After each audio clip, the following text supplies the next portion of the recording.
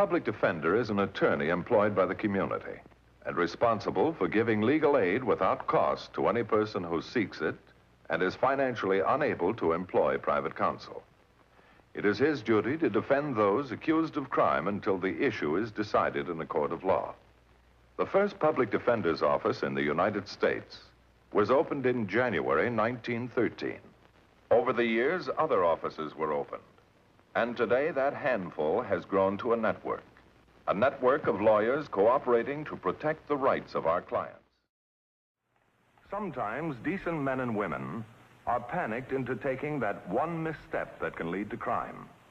Like Henry and Amy Britton, a couple employed in the home of well-to-do jeweler Chester Lamont.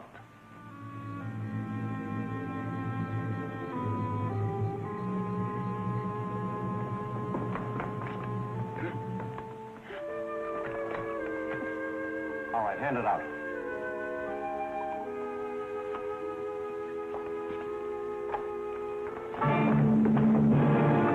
All right, get him up, Henry.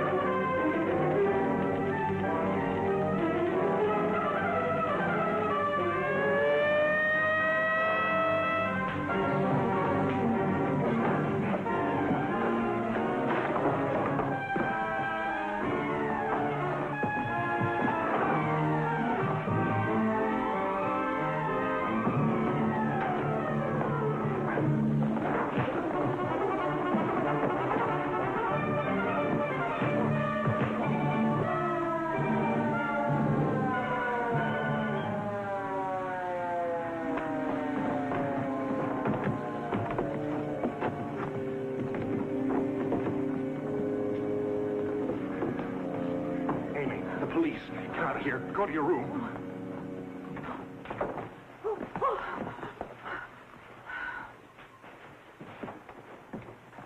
Henry, how did they get in here? He had a gun. Gun? Are you kidding? This was an inside job. Sure it was. The three of us were in prison together. That's right. How do you think we got the combination to the safe? Did this man have a combination to your safe, Mr. Lamont? I'm afraid he did, Sergeant. I gave it to him several months ago. Come on.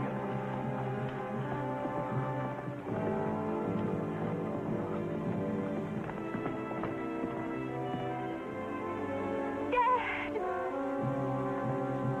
Dad, what happened? What are they doing to you? Connie, it's all right, honey. It's all right. You stay here. Take care of your mother. What happened, Mom? What is it?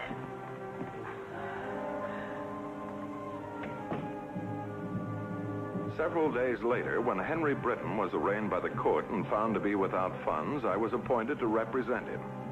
I looked at the date of the trial and the transcript of his record. My own court calendar was so crowded, I asked Judge Frey to continue the case until I could clear the others on my heavy docket. I thanked the judge and left without delay to interview my new client. In my first conference with him, I was impressed with his honesty and sincerity. Believe me, Mr. Matthews, it was no inside job, but prove it. I intend to prove it, Mr. Britton, but I need your help in getting my facts straight. Yeah, facts. It's just my word against the two of them. You first knew them in prison. Yeah, prison. Fool I was. Convinced myself I wasn't stealing the money, just borrowing it. Borrowing it? Yeah, it was for the kid. My daughter, Connie. It seems like everything we've ever worked for or got's been for her. We idolize her. So you committed larceny? That's the way it worked out. You see, Connie was just starting to grow up, and we wanted to put her in a school, a private one, a good one. Well, first off, the school was filled. Then suddenly some kid couldn't go, and they notified us. Well, it was one of those places where you have to have the full tuition in advance, and I didn't have that much money. But I paid it back, Mr. Matthews. Believe me, I did. It's so much a week. Now, neither your daughter or Mr. Lamont knew that you had served time? No. Amy, my wife, she told the kid I'd taken a job out of town. And since Connie was away at school herself, she didn't question. That's when Amy first went to work for Mr. Lamont. And when you got out, he hired you, too? Yes. And he's a wonderful man, Mr. Matthews, believe me. And how did you ever get mixed up with Vic Sampson and Bunky Pollard again after being out 6 years? Well, it all happened last Thursday. Amy was in the library, and I'd just come in from tending the garden.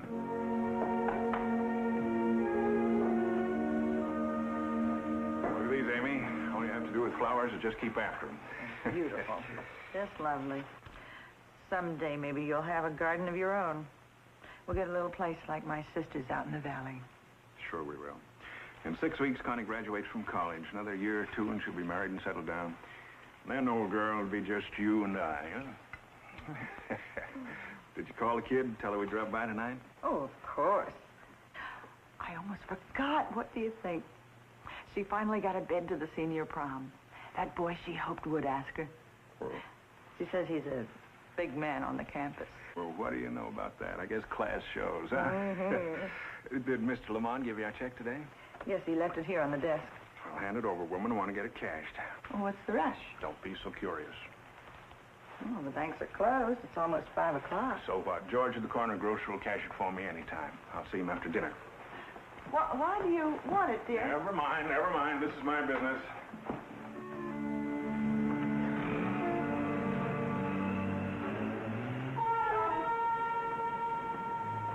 Well, Henry, imagine meeting you here. What? What is this? Take a good look. You should recognize me, even outside a stud. Yeah, I recognize you, Sampson. I don't want anything to do with you. Go on now. Lean back. Relax. You remember Bunky? What are you two doing? Looking for trouble? That's the one thing we don't want. Trouble. That's why we found you. Take him to the parking lot.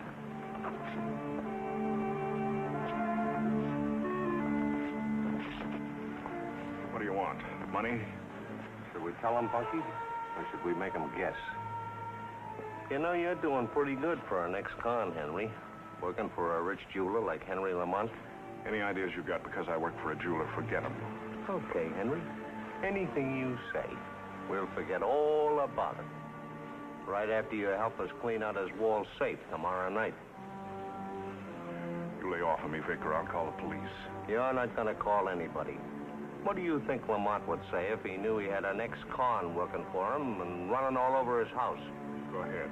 Tell Lamont. You won't because you know I'll tell the cops about you. Better think it over, Henry. I'm warning you. I'm warning you. I don't want to see either one of you again.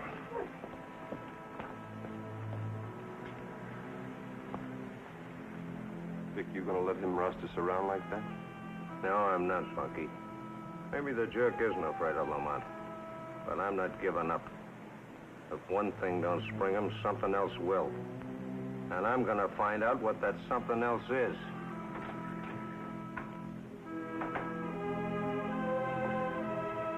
For goodness sake, Amy, if we're going, let's go. It's 8:30 already. You know that Connie's waiting for us.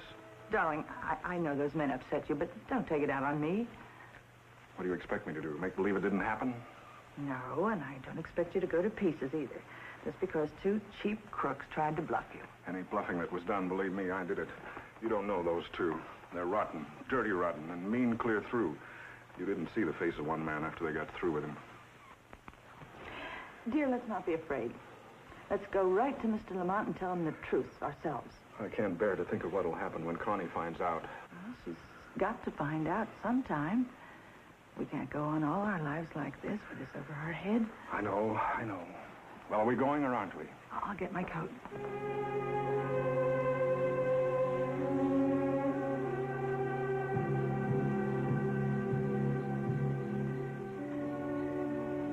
Honest, he's the best looking thing.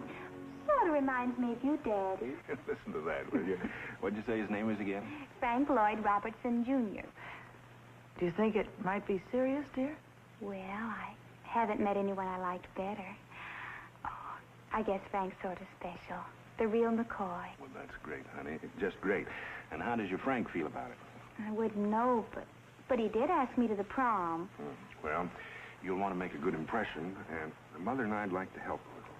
So we'd like you to take this money and buy a new dress for the dance. Oh. Now, listen, Dad, I don't need it. I've got a good dress. Honey, how many of your sorority sisters are going to this prom? Oh, I don't know. 10, 12, maybe. And how many of them will have a new dress? Most of them, I guess. Well, you're going to have one, too. Dad, Mom, please, you've done enough. I just won't let you sacrifice one more thing for me. Darling, it's never been a sacrifice. Never. You know who needs a new dress, don't you? You've had that suit as long as I've been in college. It's all right.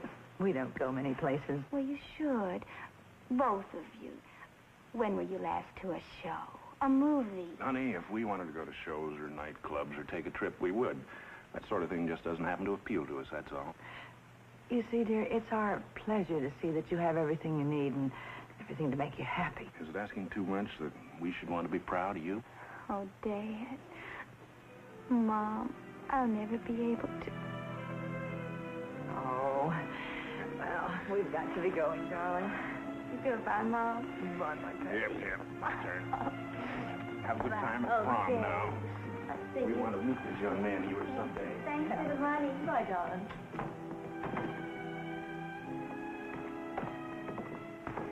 You know, Amy, sometimes we tell ourselves we never got many breaks in life, but that's the biggest break a man and his wife could ever have, right in there. Hello, Henry. Bet you're going to introduce me to the wife? Are these the two? So Henry told you, huh? Well, that's going to make it real easy. It'll save time. If you cause any trouble, we'll have you arrested. Mrs. Britton, maybe you better just listen and do as you're told, or somebody's going to get hurt. Vic, I'm warning you. You remember Bunky's knife up in the pen, don't you, Henry? And now that we know what a pretty kid your daughter is, well, I guess you know we're not bluffing. You wouldn't do a thing like that. You wouldn't dare. Shut up, Amy. Now you're talking, Henry. Real smart. And if you're just as smart about everything else, well, everything's going to be okay. What do you want? Tomorrow's the fourth Friday in the month. The night that Lamont brings home a couple of $100 grand and bracelets and rings, so he can take them down to Hot Springs in the morning and show them to his clients. He locks them in the safe. He's the only one that knows the combination. It's 10 o'clock Thursday night. That'll give you 26 hours to get the combination. Let me and Bunky in tomorrow night when we get there at 12:30. No, you won't do it. Amy, I told you, keep out of this. Attaboy, Henry. Show her who's boss. And don't try and arrange any surprises. Because now that we know where your kid is, we can get her any time we're ready. You two better be getting on home. You got a lot of thinking to do before tomorrow night at 12:30.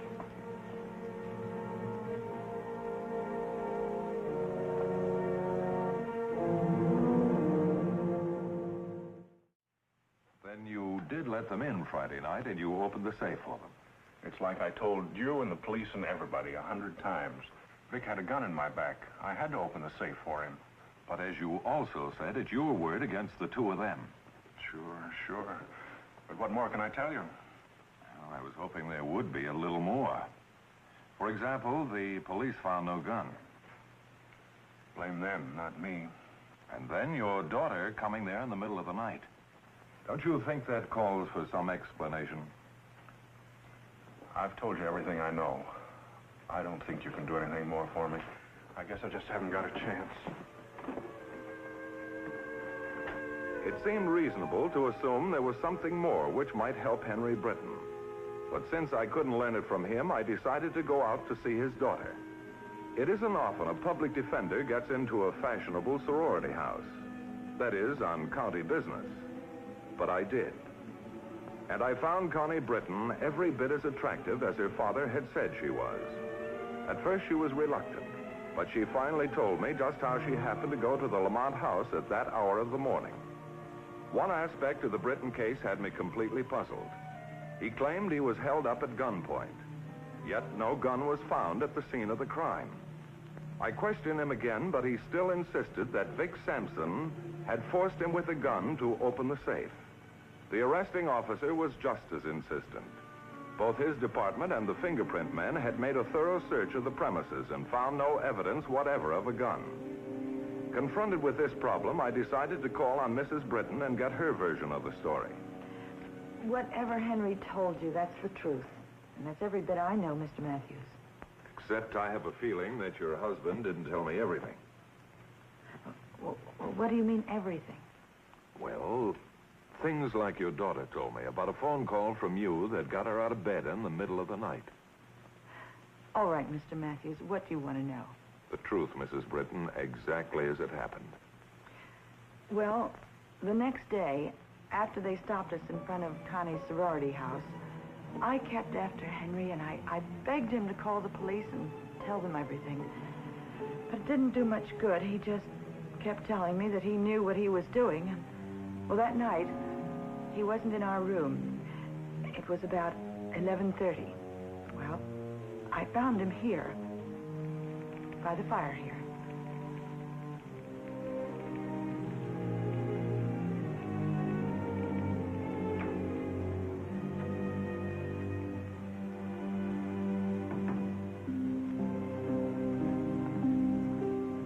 What are you doing, waiting up for them? What else can I do?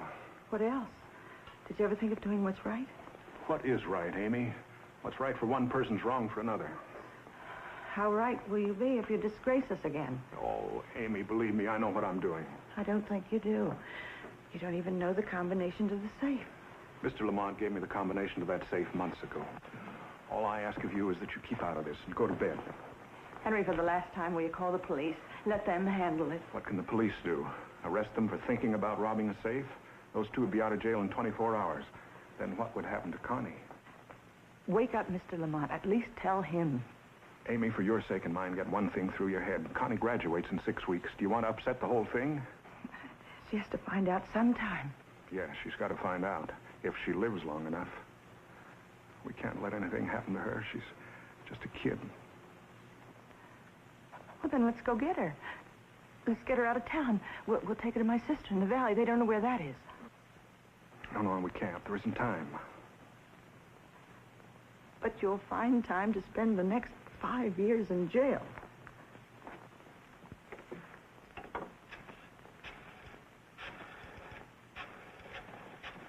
Amy, please don't call them. Leave me alone or I will call the police. Hello? Hello? I'm sorry to disturb you at this hour, but this is Mrs. Britton, and I must speak with Connie. It's an emergency. Yes, please. Thank you.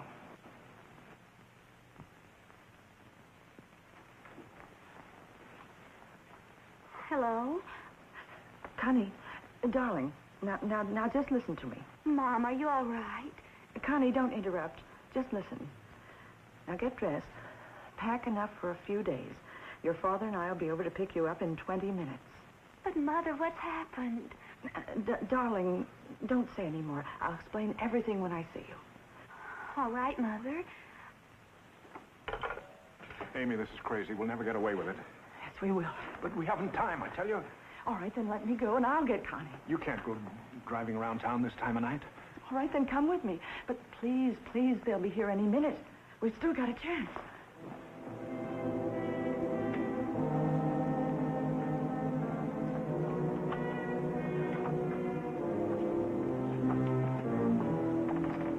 Well, Henry, I bet you just knew we'd be early. Okay, we're all here. Let's get on with it. The deal's off, Vic. You're even dumber than I thought you were. Come on, let's get going.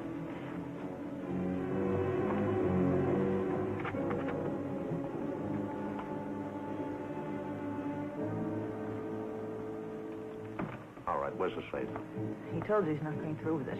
It's up to you if anybody gets hurt tonight and how many. I couldn't get the combination. I'd believe that if we hadn't been standing outside those windows and heard everything you said.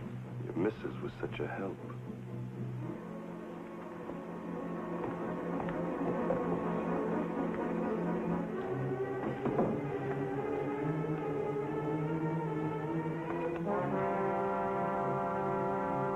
Don't.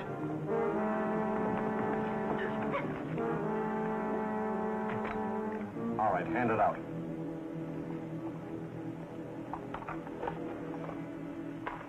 If we can prove the things you told me, Mrs. Britton, your husband may not even have to stand trial. But how can you prove it? Those other two, all they've done is lie. Both you and Henry said that Sampson was carrying a gun, forced his way in with it. He did. He did. Funny thing, I checked again today with the sergeant and the officer who made the arrest.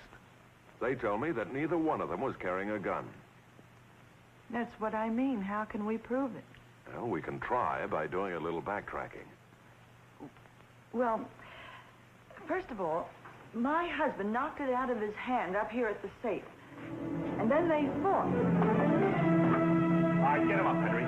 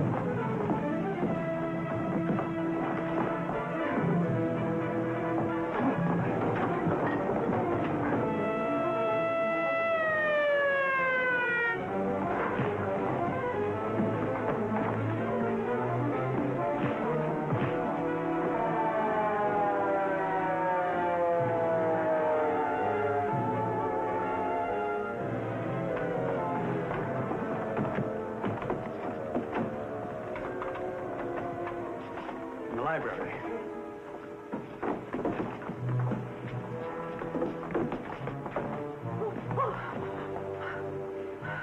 They fought all the way down here to the fireplace. Well, then finally I got hold of the gun, and I came down here, too, to the fireplace, and that's when Sampson came down. He knocked it out of my hand, then he hit me. And that's all I remember until the police came.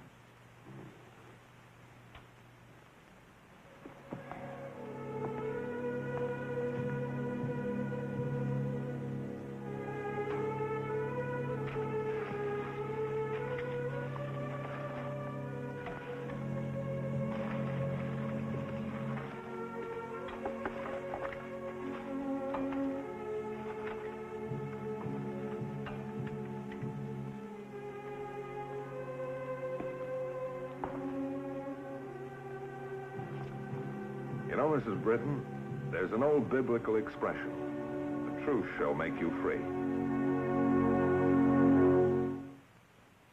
Vic Sampson and Bunky Polidare are back in jail. They'll be there 10 years from now. Henry and Amy Britton are still fixtures in the Chester Lamont household, but now they have some additional responsibilities, being proud grandparents to Frank Lloyd Robertson III. The case you have just seen was brought to a fair and just conclusion through the efforts of a public defender. Tonight, Philip Morris salutes public defender John Locke, Tulare County, Visalia, California, and his staff for outstanding achievement in the cause of justice.